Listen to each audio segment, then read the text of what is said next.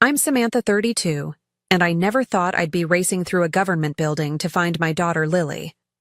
The note on my kitchen counter was brief. Sorry, sweetie, we just couldn't take care of her.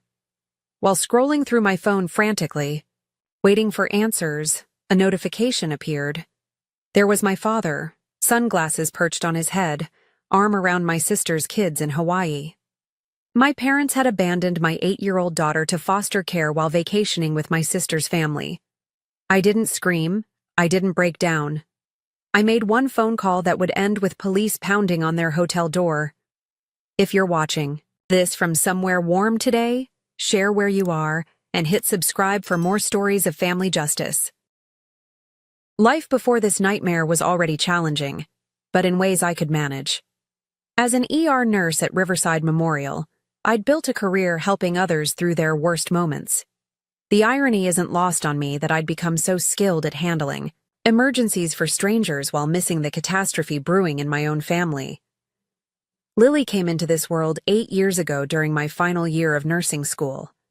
Her father, Anthony, and I had been married just a year when those 2 pink lines appeared on the pregnancy test. We were young, scared, but committed to making it work. Anthony was finishing his business degree, and we relied heavily on my parents' support during those early years. From the moment they placed Lily in my arms, she became my world. She has this infectious laugh that starts as a giggle and crescendos into full belly laughter that makes everyone around her smile. Her curly auburn hair is perpetually escaping whatever hairstyle I attempt in the mornings. And she has these thoughtful green eyes that seem to process everything deeply. Despite our busy schedules, we maintained our special rituals: Sunday morning pancakes, bedtime stories no matter how late my shift ran, and our brave talk where we shared one thing that scared us that day. Things changed when Anthony's marketing career took off. The late nights at the office became more frequent, as did the business trips. I noticed the first signs 3 years ago: the unfamiliar perfume, the defensive responses to simple questions, the emotional distance. When I finally confronted him with evidence of his affair with a coworker, he didn't even try to deny it. Our divorce was finalized quickly, with Anthony agreeing to monthly visits with Lily and child support that arrived irregularly at best. My parents, Gerald and Marilyn, had always been a complex presence in my life. Dad built a successful accounting firm that afforded them a comfortable retirement. Mom spent years as an elementary school principal before joining him in retirement. They presented themselves as the pillars of family values to friends and neighbors.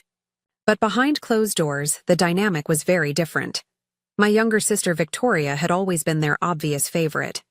4 years my junior, Victoria followed our parents' carefully plotted life plan: prestigious college, marriage to Bradley, a successful attorney, and 2 perfect children: 10-year-old Jackson and 6-year-old Madison. Victoria became a part-time interior designer for wealthy clients, allowing her to maintain her image as both career woman and devoted mother.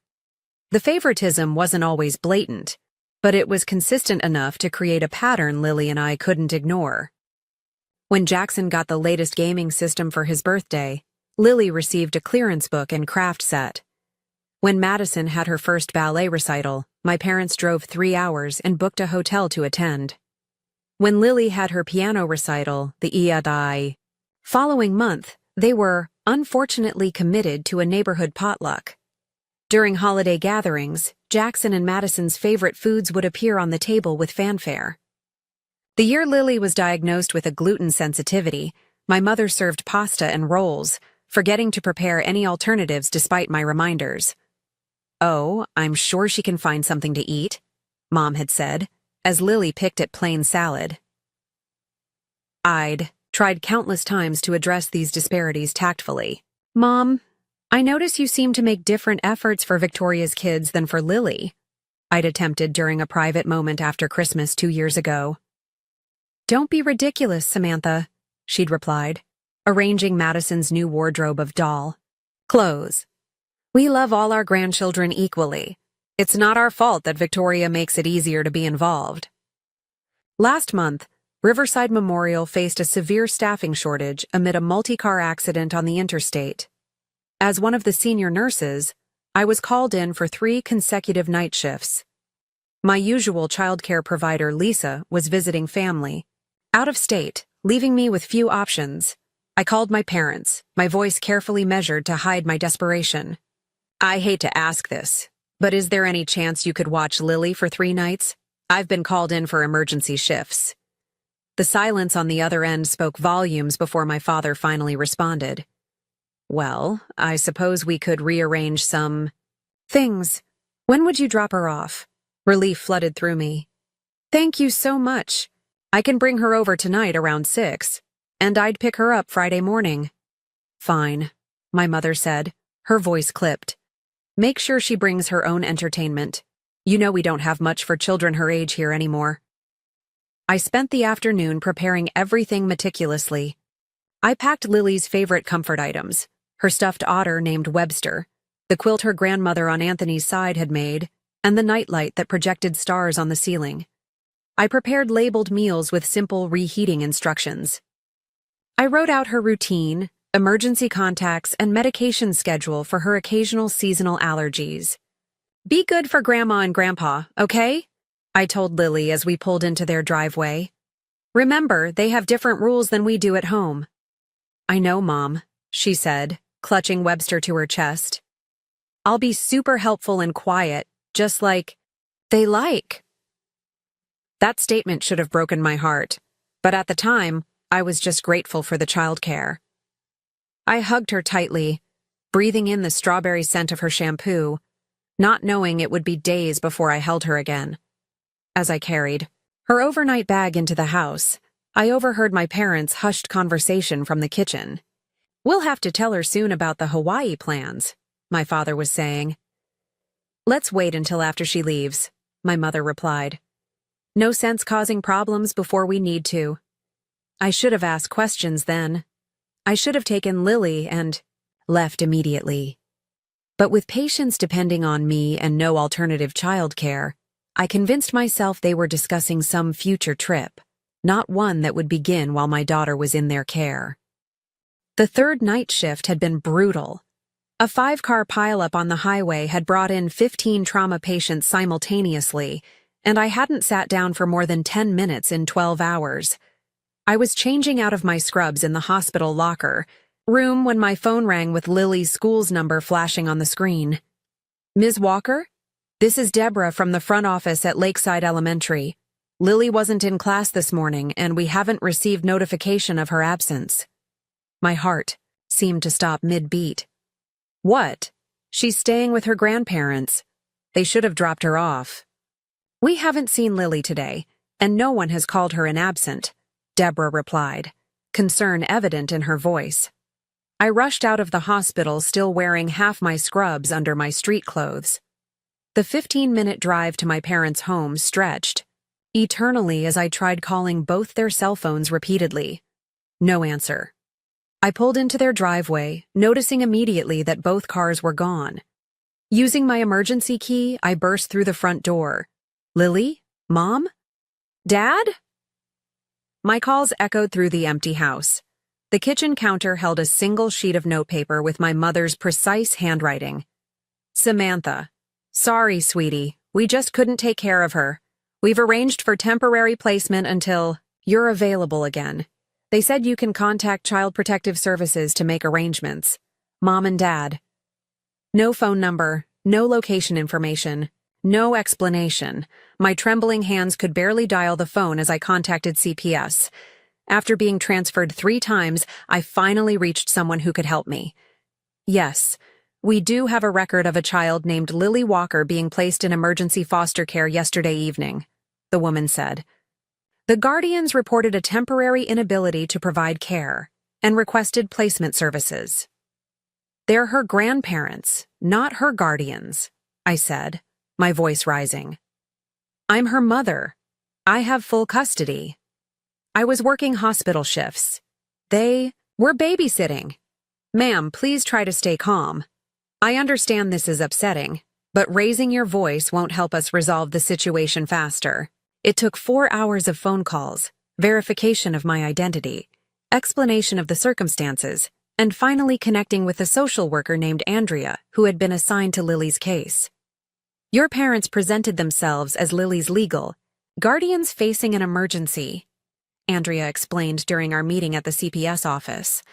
They claimed they were unable to continue caring for her due to unforeseen circumstances and that the mother, meaning you, was unavailable indefinitely.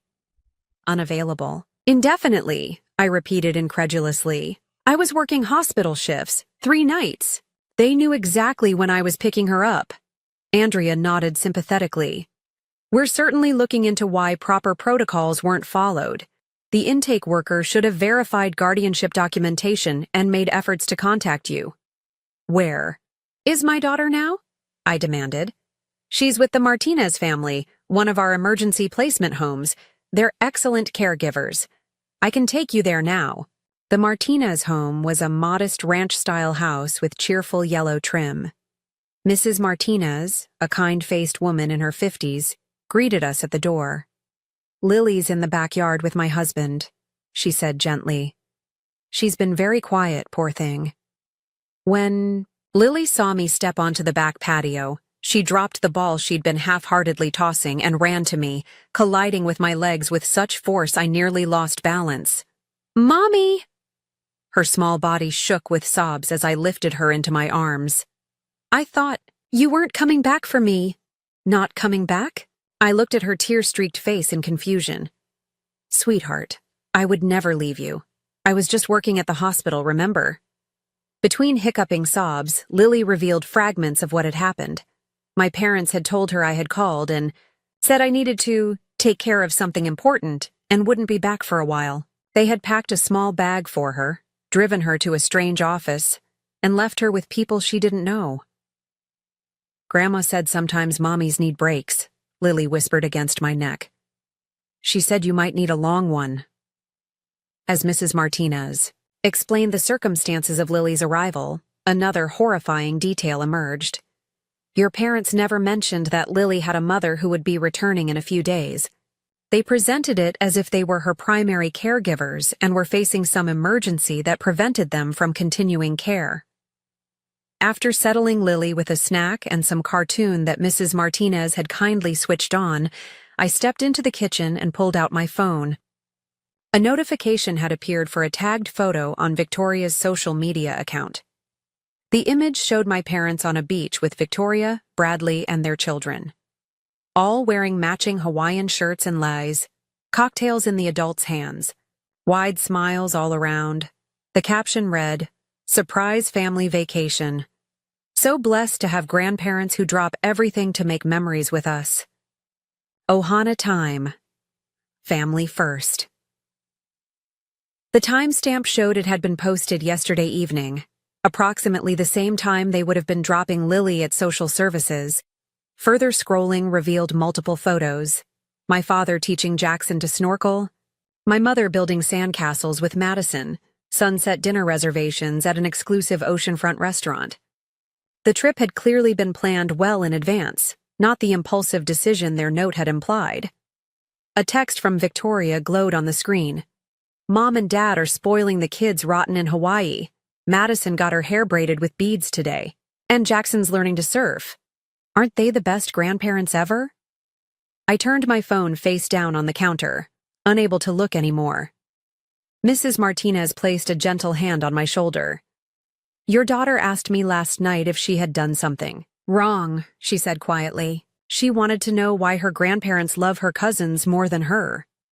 The control I had maintained throughout this nightmare began to crack. How do I even answer that? I whispered. With truth, appropriate to her age, Mrs. Martinez replied. And with love that leaves no room for doubt. She hesitated before continuing. I should tell you, when the grandparents dropped her off, they never mentioned having a mother who could return. The intake form they filled out indicated mother unavailable with no further explanation. If they had said you were simply working shifts, this placement would never have happened. The calculated nature of their betrayal crystallized in that moment. This wasn't a misunderstanding or poor judgment call.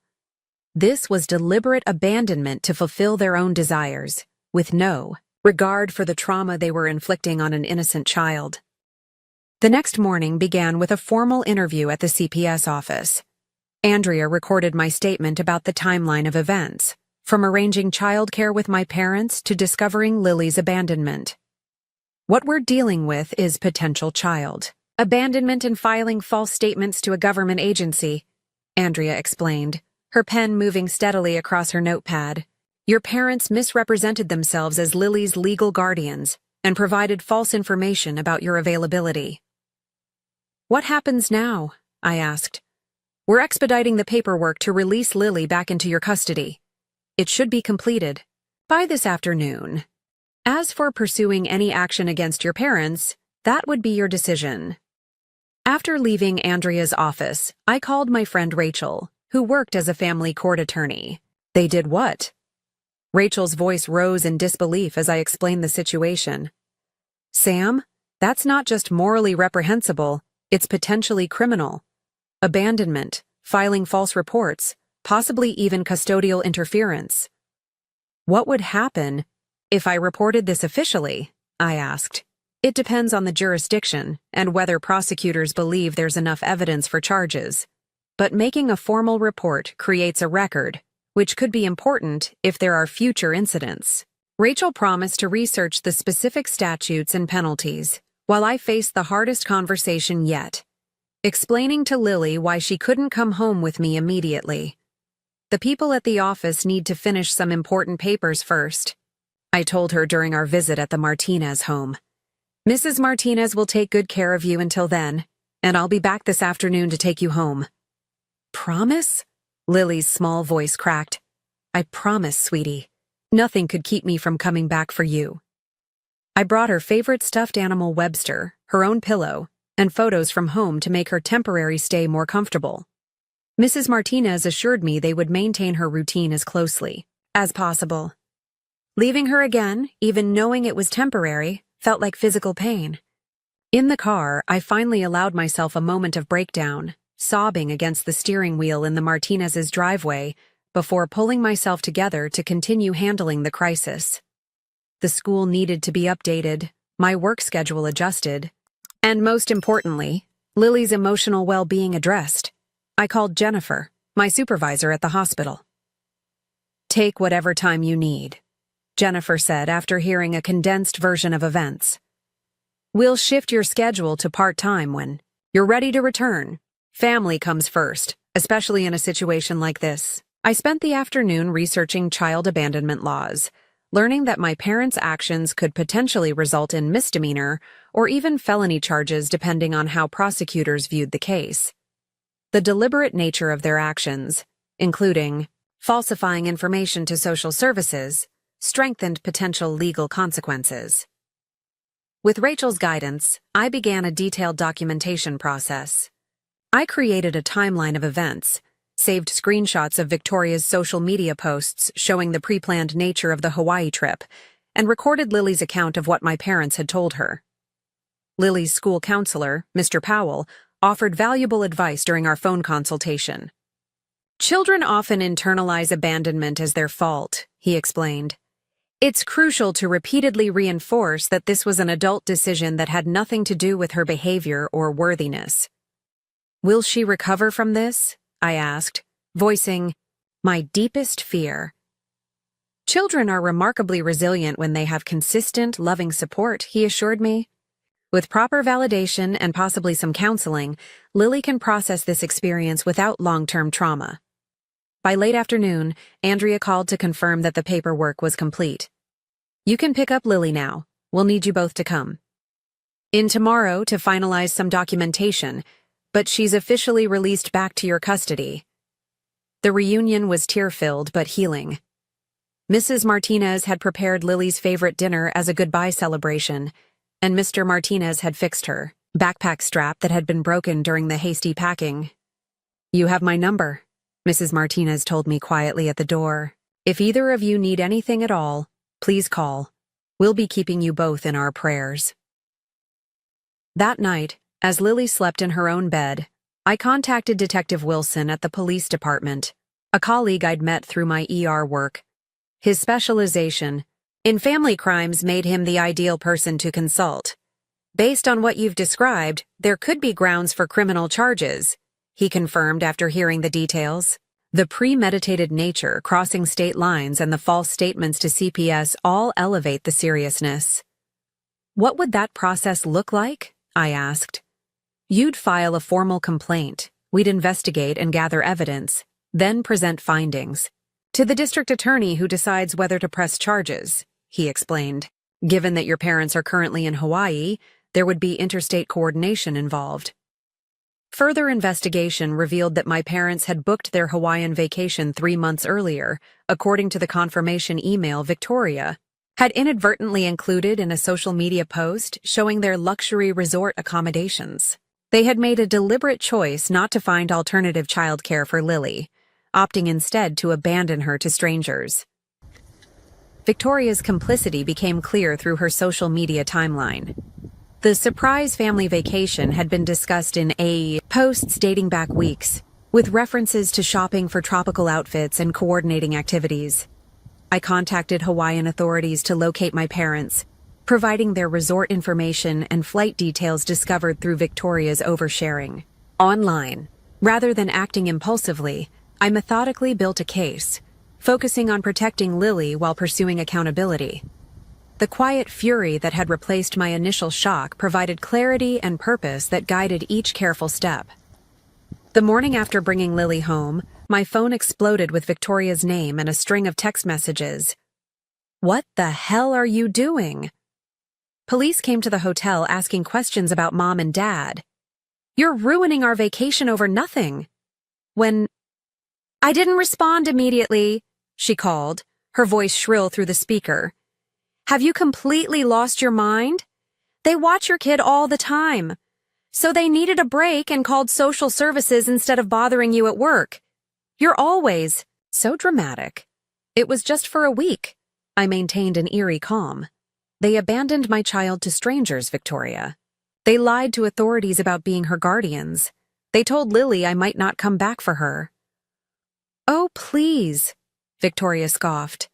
"Lily always exaggerates. Mom and Dad would never say that." The foster mother confirmed it. The intake forms confirmed it. The social worker confirmed it. "Well, now you've got police harassing us on our family vacation. Jackson and Madison are terrified. Is that what you wanted? To traumatize my children?" "No, Victoria. I just wanted my daughter not to be abandoned, while her grandparents took your children to Hawaii." The family fracture widened as news spread. Aunt Patricia, my mother's sister who had always been somewhat distant from the family, called unexpectedly. "I heard what happened to Lily," she said without preamble. "I'm not surprised. Your mother did similar things to me growing up. Always. Preferring your Uncle David, making excuses to leave me behind." "I had no idea," I admitted. "No one talks about it because your mother is so good at rewriting history," Patricia sighed. "But I wanted you to know I support whatever action you take. The cycle needs to end somewhere." That afternoon, I met with Detective Wilson to formally file child abandonment and neglect charges. The process was emotionally draining but empowering. Each signature, each official statement felt like reclaiming control over a situation where I had initially been powerless. "Interstate cases can be complex," Detective Wilson warned. "The Hawaiian authorities will coordinate with us, but there may be jurisdictional questions about where certain offenses occurred." "I understand it might be complicated," I replied, "but I need to see this through for Lily's sake." Each night after Lily fell asleep, I wrote in a journal, pouring out the rage, grief, and betrayal I couldn't express during daylight hours when I needed to be strong for her. The pages became tear-stained testimonies to emotions too raw to share with anyone. Dr. Thompson, a child psychologist recommended by Mr. Powell, began seeing Lily twice weekly. After their first session, she requested a private conversation. "Lily shared something concerning today," Dr. Thompson said gently. "She says her grandparents told her that sometimes mommies go away and don't come back, and that you might be too busy with important things to return for her." The calculated cruelty of those words stole my breath. They said that to an 8-year-old? To my daughter? Children rarely fabricate specific statements like that, Dr. Thompson confirmed. I believe she's reporting what was actually said. To her, maintaining professional composure at work became increasingly difficult. During my first shift back, a child Lily's age came in with a broken arm, and I had to step into the supply closet for 5 minutes to regain my composure. My friend Kelly became my lifeline, bringing over dinner when I couldn't muster the energy to cook, sitting with me late at night when sleep wouldn't come. You don't have to be strong all the time, she told me during one particularly difficult evening after Lily was asleep. Let yourself break a little. I'll help put the pieces back, together. Meanwhile, Victoria's social media continued providing evidence against my parents. A new post appeared showing they had extended their Hawaiian stay by 3 days, despite knowing the situation that had erupted. The caption read, "When paradise is too perfect to leave, extended our stay because YOLO. Blessed life. No regrets." Text. Messages from neighbors confirmed they had seen my parents loading luggage into their car the morning they abandoned Lily, further establishing premeditation. One neighbor, Mrs. Lawson, had even asked about Lily when she saw them packing, and my father had claimed they were dropping her with friends for a few days. The quiet determination that had been building crystallized into resolute action as Hawaiian authorities confirmed they had located my parents. The coordinated approach had been approved, with officers prepared to confront them the following morning. That night, I sat with Lily during her bedtime routine, carefully explaining what might happen next. The police are going to talk to Grandma and Grandpa about what they did, I explained gently. There might be some big feelings and changes in our family because of this. Will I have to see them? Lily asked, clutching Webster tightly. Not unless you want to, and not without me right beside you, I promised. Your job is just to keep talking to Dr. Thompson about your feelings and remember that none of this is your fault. Jackson said on the phone that his mom says you're being mean to Grandma and Grandpa, Lily whispered. Sometimes adults disagree about what's right, I replied carefully. But my job as your mom is to make sure you're safe and that people treat you with respect. That's what I'm doing, even if others don't understand. As Lily finally drifted to sleep, I received a text from Detective Wilson. Hawaiian PD confirmed. Approach at 7 a.m. their time tomorrow. We'll keep you updated. The call came at 12:04 p.m. Eastern Time, which was early morning in Hawaii. Detective Barnes from the Maui Police Department spoke with a calm professionalism that belied the dramatic scene he was describing. We've made contact with Gerald and Marilyn Walker at the Oceanside Resort and Spa, he reported. They're currently being interviewed about the child abandonment allegations. How did they react? I couldn't help asking. Initially with denial and confusion. When presented with the documentation from your state's CPS and your formal complaint, Mr. Walker became defensive while Mrs. Walker became emotional. I learned that the confrontation had been carefully coordinated with hotel security. 3. Officers had approached room 742 at exactly 7:05 a.m. Security cameras captured the entire interaction in the hallway. The knock on their door had been firm, authoritative. My father had answered in a resort bathrobe, the confusion on his face quickly morphing to alarm as Detective Barnes identified himself and the other officers.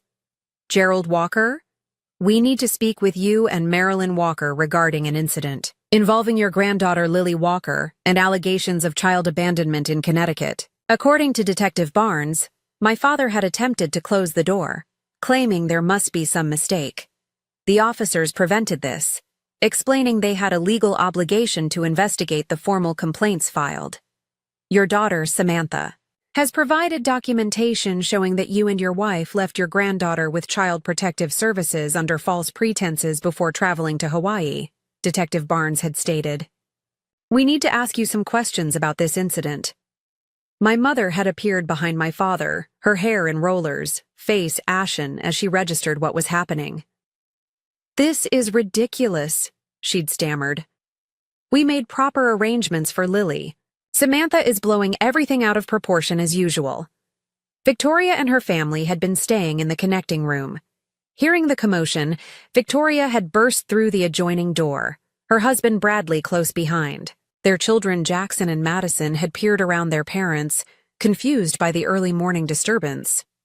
"What's going on?" Victoria had demanded. When Detective Barnes explained, she'd turned on my parents in disbelief. "You told me Samantha knew about the arrangements. You said she was fine with Lily staying with a friend's family."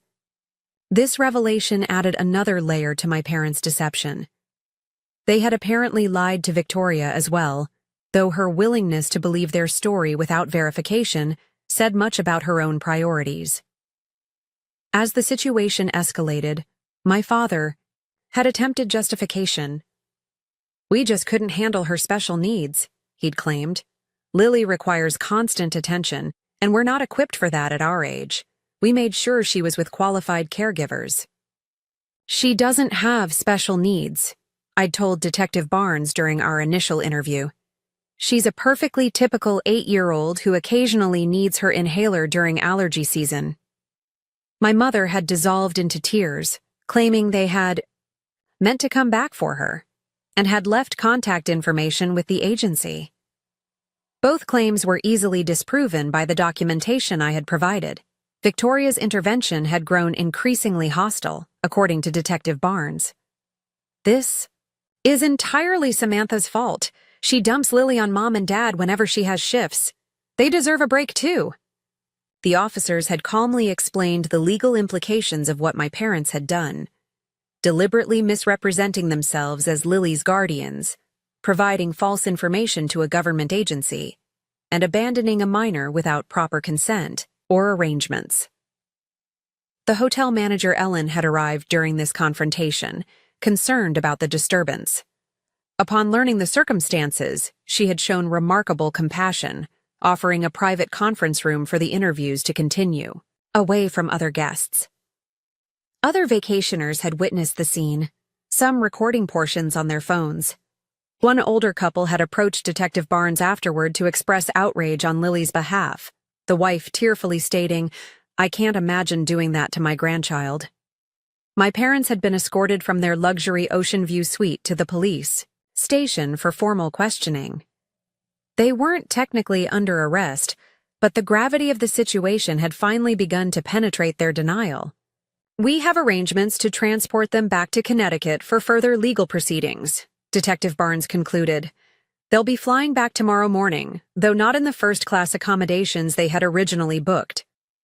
Victoria's reaction had been predictable. Within an hour of my parents being escorted out, my voicemail filled with her furious messages. "You've completely ruined our vacation. We saved for months for this trip, and now it's destroyed because you couldn't handle your kid for 1 week, without creating drama. Mom and Dad are devastated. Is this how you repay them for all the times they've helped you with Lily? By humiliating them and having them detained by police? Jackson and Madison are crying because police took their grandparents away. Is that what you wanted? To traumatize my children over your petty jealousy?" What Victoria failed to comprehend was that this had never been about jealousy or vacation envy. This was about protecting a child from people who had demonstrated they viewed her as disposable. News of the incident began spreading on social media as other hotel guests posted about the dramatic morning police scene. One particularly viral post read, "Just witnessed grandparents being confronted by police for allegedly abandoning their granddaughter to go on vacation with their favorite grandkids. Family drama going nuclear at breakfast." That evening, I sat with Lily to explain the developments in age-appropriate terms. "The police talked to Grandma and Grandpa today about what happened. They're coming back from Hawaii earlier than they planned." "Are they going to jail?" Lily asked, her eyes wide. "Not right now, sweetie. They're just coming home so they can talk to more people about the choices they made. Jackson texted me that his mom says you're making everyone sad because you're jealous they got to go to Hawaii," Lily said, her small face troubled. "This isn't about Hawaii, Lily. It's about making sure you are always safe and treated with respect," I explained. Sometimes adults make wrong choices, and there need to be consequences to help them understand why those choices were hurtful. As Lily processed this information, I could see the complex emotions playing across her face: confusion, hurt, the desire to believe the best of her grandparents, and the painful recognition that their actions had been deliberately hurtful. "If they come back, do I have to see them?" she asked finally. "Not if you don't want to," I assured her. "Your feelings are the most important part of this, and I'll respect whatever you decide." That night, as a mother and daughter united against betrayal, we began building a new understanding of family, one based on respect and loyalty rather than obligation and blood ties. The formal charges were filed 3 days after my parents returned from Hawaii: child abandonment, neglect, and filing false reports to a government agency.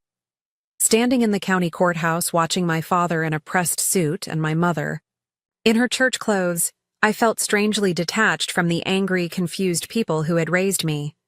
The arraignment hearing was brief but intense. Judge Franklin, a stern woman with silver-streaked hair, listened impassively as the charges were read. My parents' attorney, an old colleague of my father's, presented their defense. "Your Honor, the Walkers made a regrettable error in judgment during a stressful situation. They believed they were acting in everyone's best interest by arranging professional care for their granddaughter while taking a pre-planned family vacation. A regrettable error would be forgetting to water your neighbor's plants," Judge Franklin responded dryly. "Abandoning a child to state custody under false pretenses while flying to Hawaii suggests a pattern of deliberate choices."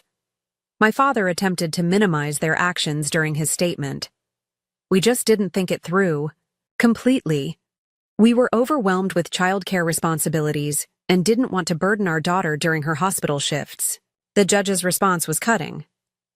"Mr. Walker, the court has evidence that this trip was booked 3 months in advance. You had ample time to arrange appropriate childcare or decline to watch your granddaughter." Victoria was notably absent from the courtroom, though she continued her barrage of texts and social media posts, portraying me as the villain who had destroyed family harmony over a simple misunderstanding. The most unexpected development came when Anthony, Lily's father, suddenly reappeared in our lives, demanding an emergency custody hearing after seeing a local news story about the case. "I can provide a stable environment without all this family drama," he claimed during a tense phone call. "Lily deserves better than being caught in the middle of your vendetta against your parents." "This isn't a vendetta, Anthony. They abandoned our daughter to foster care so they could go to Hawaii. Where were you, by the way, during the 3 days she was traumatized by strangers?" "Oh, right. You were 4 months behind on child support." "And hadn't called her in weeks." His silence acknowledged the truth of my words. "Just don't turn her against her grandparents," he finally said, backing down from the custody threat. "Family is important." "So is respect," I countered. "So is feeling safe. Those matter more than family titles." The case attracted local media attention, with one news station dubbing it the Hawaii grandparent case. I declined all interview requests, focusing instead on Lily's healing and our path forward. Her progress in therapy with Dr. Thompson was gradual but meaningful. Initially, Lily had expressed only sadness and confusion, but as weeks passed, her appropriate anger emerged. "They lied to me," she said during our 3rd week of family therapy sessions. "They told me you might not want me anymore because I was too much work. That was mean, and it wasn't true." Dr. Thompson helped her express these feelings safely, using art therapy and role-play to process complex emotions that were difficult to verbalize. Judge Caroline Reeves presided over the main hearing, delivering a stern rebuke that validated everything we had experienced. The court finds the defendants' actions particularly troubling given the position of trust they held as grandparents. This was not a momentary lapse in judgment, but a series of deliberate deceptions that caused significant emotional harm to a child. Community support emerged in unexpected ways. Lily's teacher, Ms. Burton, organized a class project where each student created a strength card, highlighting something wonderful about Lily. her folder filled with colorful reminders. Lily tells the best jokes. Lily shares her snacks. Lily helped me with math when I was confused. My parents ultimately accepted a plea deal to avoid trial. 6 months of probation, mandatory family counseling, community service at a children's advocacy center, and a formal acknowledgement of wrongdoing. The relatively light legal consequences reflected the justice system's emphasis on rehabilitation over punishment in family cases, though the social consequences would prove more lasting. The required family counseling sessions revealed dysfunction, deeper than I had imagined. Under the skilled guidance of Dr. Harmon, layers of favoritism, manipulation, and emotional neglect were exposed. "I've always done everything right," my mother insisted during one particularly tense session.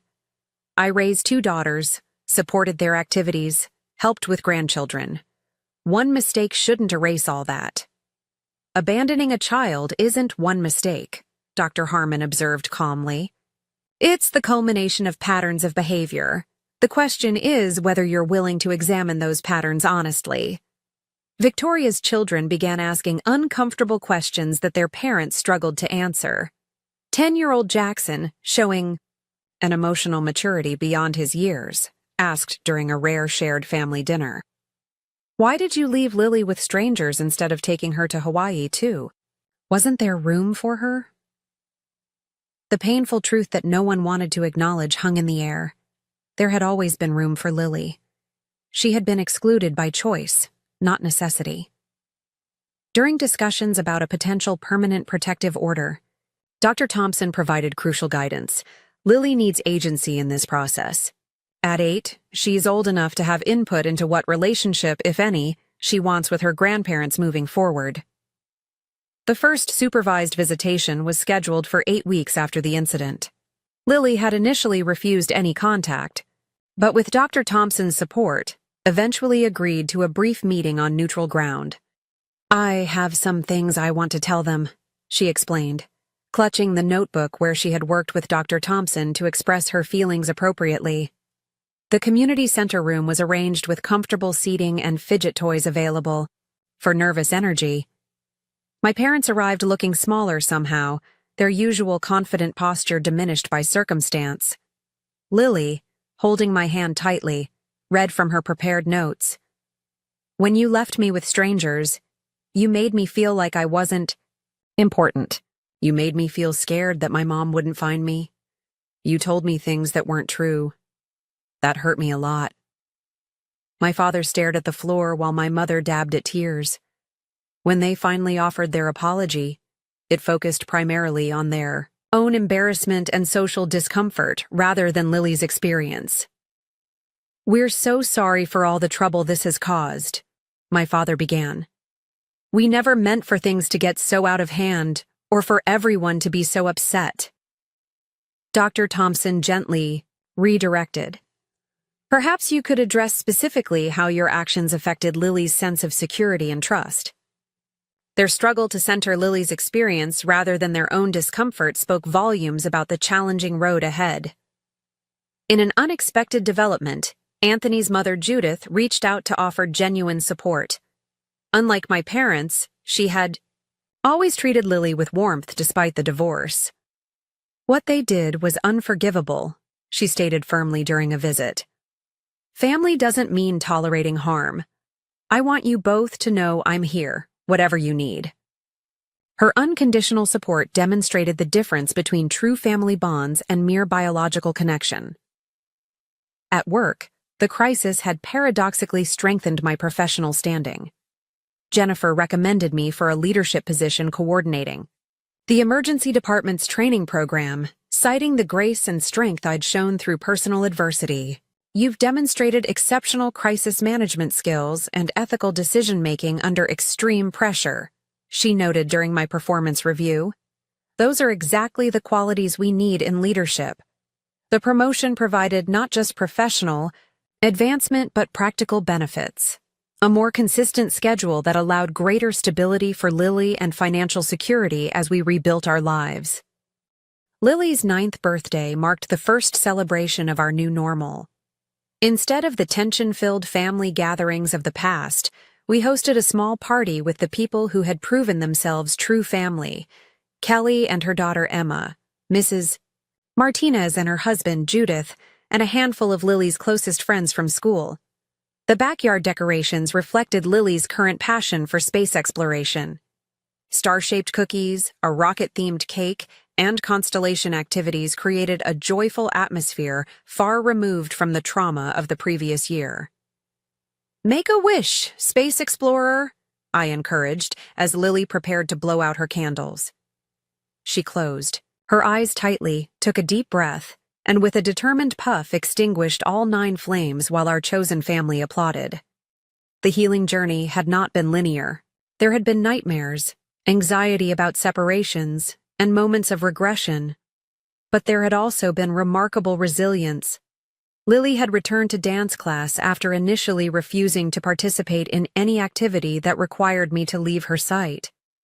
She had formed new friendships with classmates whose parents had shown kindness during our crisis. We had created new traditions to replace the family gatherings that no longer felt safe. Sunday brunches with Kelly and Emma became a weekly highlight. Monthly movie nights with Judith brought laughter and connection. Even Mrs. Martinez kept in touch, inviting us to her family's Thanksgiving celebration where Lily bonded with their teenage granddaughter, who shared her interest in astronomy. Contact with my parents remained limited and structured. After extensive consultation with Dr. Thompson, we had established boundaries that prioritized Lily's emotional safety while allowing for potential relationship repair over time. All visits remained supervised by a family therapist, and Lily knew she could end any interaction that felt uncomfortable. Victoria had made a surprising attempt at reconciliation 6 months after the incident. Her initial text had been tentative. "I've been doing some thinking about everything that happened. Could we talk sometime?"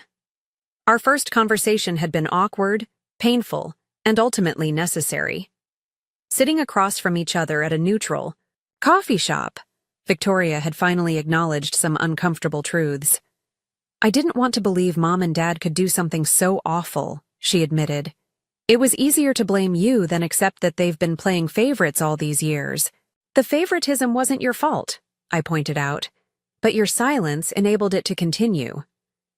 "Jackson asked me why we never noticed how Lily was treated differently," Victoria said, staring into her untouched coffee. "He said it wasn't fair and we should have done something." I had no good answer for him. My boundaries remained firm despite this opening. "I appreciate you reaching out, Victoria, but rebuilding trust will take time and consistent actions, not just words." "What would that look like?" she asked. "Treating Lily with the same consideration you give your own children. Acknowledging the harm done without minimizing it. Supporting her healing without centering your own feelings about the situation." The ongoing family therapy sessions had produced mixed results. 6 months into the process, my father experienced what appeared to be a genuine breakthrough during a particularly intense session. "I have no excuses," he said, his voice breaking. "We treated Lily as less important from the beginning because she reminded us of our disappointment in Samantha's choices. The unplanned pregnancy, the divorce, the struggling single motherhood. We saw all that as failure." "Lily is not a representation of my choices," I responded. "She's a complete person deserving of love and respect regardless of the circumstances of her birth or my marital status." "I know that now," he acknowledged, tears streaming down his face for perhaps the first time in my memory. "I just don't know if I can ever make it right." My mother's journey proved more challenging. Her identity had been so thoroughly built around appearances and social standing that acknowledging the fundamental wrongness of their actions threatened her entire self-concept. "We had good intentions," remained her refrain, despite months of therapy. "We thought we were doing what was best for everyone." Dr. Harmon's patience was admirable as he repeatedly redirected. "Marilyn, good intentions don't abandon children to foster care. Let's explore what was really happening in that decision." The final court hearing featured a moment that changed everything. Judge Reeves had invited Lily to share her perspective if she felt comfortable doing so. After careful preparation with Dr. Thompson, Lily had bravely approached the bench. "I want my grandparents to know that what they did made me feel like I wasn't good enough," she said clearly. "Not because I did anything wrong, but because they couldn't see how special I am. I'm working on forgiving them because Dr. Thompson says forgiveness is for me, not them. But I need them to really understand how bad it felt to think nobody wanted me." The simple, profound truth from an 8-year-old's perspective seemed to accomplish what months of therapy had not. For the first time, my parents appeared to truly grasp the impact of their actions beyond the legal consequences and social embarrassment. The breakthrough in family therapy came 6 months after the incident. During a particularly emotional session, my father turned to Lily without prompting. "I was wrong, Lily. Not just about what happened with Hawaii, but about how I've treated you from the beginning. You deserved better from your grandfather, and I'm truly sorry for failing you." The genuine remorse in his voice marked the first step in actual healing, though the path remained long and uncertain. My mother's journey continued to be more complicated. "I'm trying to understand," she would say, still struggling to fully acknowledge her role. "I never meant for Lily to feel unloved." The greatest growth happened between Lily and me. Our bond, tested by circumstances neither of us could have anticipated, emerged stronger and more secure.